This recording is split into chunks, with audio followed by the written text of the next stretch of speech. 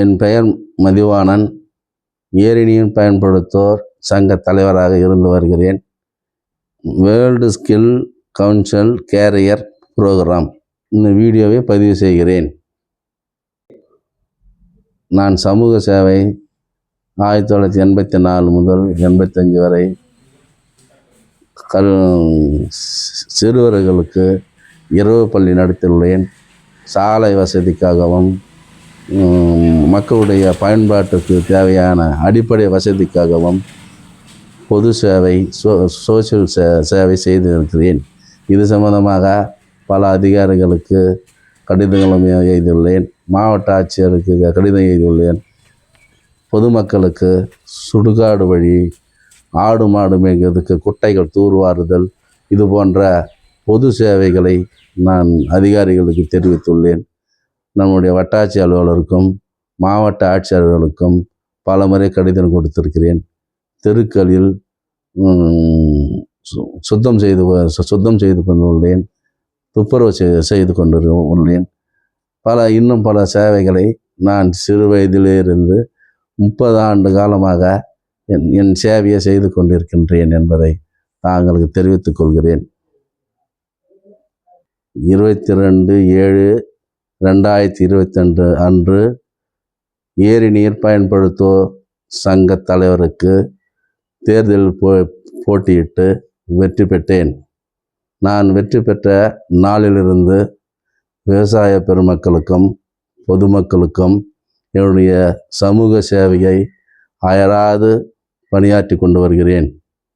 எங்கள் ஊர் ஏரியில் ஆக்கிரமிப்பு செய்து கொண்டிருந்த நபர்கள் 20 நபர்கள் பல ஆண்டு காலாக, சுமார் 100 வருட காலமாக ஆக்கிரமிப்பு செய்திருந்தார்கள். அவற்றை நான் அதிகாரிகளை அணுகி, வருவாய்த்துறை அதிகாரிகளும் நீர்வளத்துறை அதிகாரிகளும் முதலமைச்சர் செல் பிரிவுக்கு கடிதம் அனுப்பியும் பல போராட்டங்களை செய்து ஆக்கிரமிப்பை அகற்றி என்னுடைய பொதுமக்களுக்கும் என்னுடைய விவசாய பொதுமக்களுக்கும் ஆக்கிரமிப்பை மீட்டு எடுத்து கொண்டுள்ளேன். அது தவிர குசத்தலை ஆற்றிலிருந்து அதுவும் பல ஆண்டு காலாக ஆக்கிரமிப்பு செய்து ஏரிக்கு தண்ணீர் வராமல் தடையாக நின்று கொண்டிருந்தது. அதையும் அதிகாரிகளை அணுகி அதிகாரிகளுக்கும் கடிதம் கொடுத்து என்னுடைய சேவையை தொடர்ந்து சுமார் 5 கிலோமீட்டர் தொலைவுக்கு கால்வாயை ஆக்கிரமிப்பை அகற்றி சீரமைத்து ஆழ்படுத்தி ஏரிக்கு கால்வாய் கொண்டு வந்துள்ளேன். மேலும் குசத்தலை ஆற்றில் தண்ணீர் எங்கள் ஏரிக்கு வராமை காரணம் கொண்டத்தை 2 அடி உயர்த்த மனு கொடுத்திருந்தேன். அந்த மதுவின் கட்டுவதற்காக இது நீர்வளத்துறை அதிகாரி மூலமாக 1,50,00,000 மதிப்பீடு செய்துள்ளார்கள். இதுநாள் வரையில் அந்த மதிப்பீடு செய்து ஃபைனான்ஸ் இல்லாத காரணத்தால் தடைப்பட்டு கொண்டிருக்கிறது.